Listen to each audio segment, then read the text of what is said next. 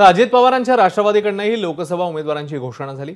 अवघ्या राज्याचं लक्ष लागून राहिलेल्या बारामती लोकसभा मतदारसंघातून सुनेत्रा पवार यांना उमेदवारी देण्यात आली आहे। तर परभणी लोकसभा मतदारसंघातून महायुतीकडून राष्ट्रीय समाज पक्षाचे अध्यक्ष महादेव जानकरांना उमेदवारी जाहीर झाली आहे। याआधी राष्ट्रवादी काँग्रेसकडून रायगडमधून सुनील तटकरे आणि शिरूरमधून शिवाजीराव आढळराव पाटील यांना उमेदवारी जाहीर झाली होती।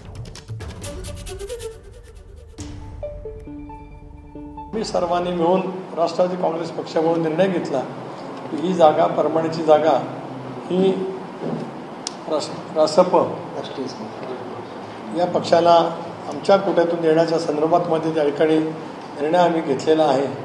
आणि तो निर्णय घेत असतानाच परभणीची जागा ही त्या ठिकाणी महादेवराव जानकर हे अधिकृत उमेदवार म्हणून, महायुतीचे उमेदवार म्हणून त्या ठिकाणी लढवणार आहेत। तर महादेव जानकर यांनी महायुतीच्या नेत्यांचे आभार मानले। तसंच शरद पवार माढ्यातनं लोकसभेची उमेदवारी द्यायला तयार होते असंही जानकर म्हणतात।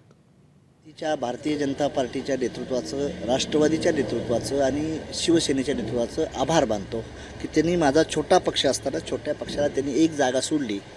त्याबद्दल मी ह्या तिन्ही नेत्यांचं हृदयातनं मी अभिनंदन करतो। पवार साहेबांच्याबद्दल मी आभारी आहे, अभिनंदन त्यांचं करतो। ते मोठं आहे, या राजकारणातली युनिव्हर्सिटी शरद पवार साहेब आहेत, त्यांच्याबद्दल मला नितांत आदर आहे।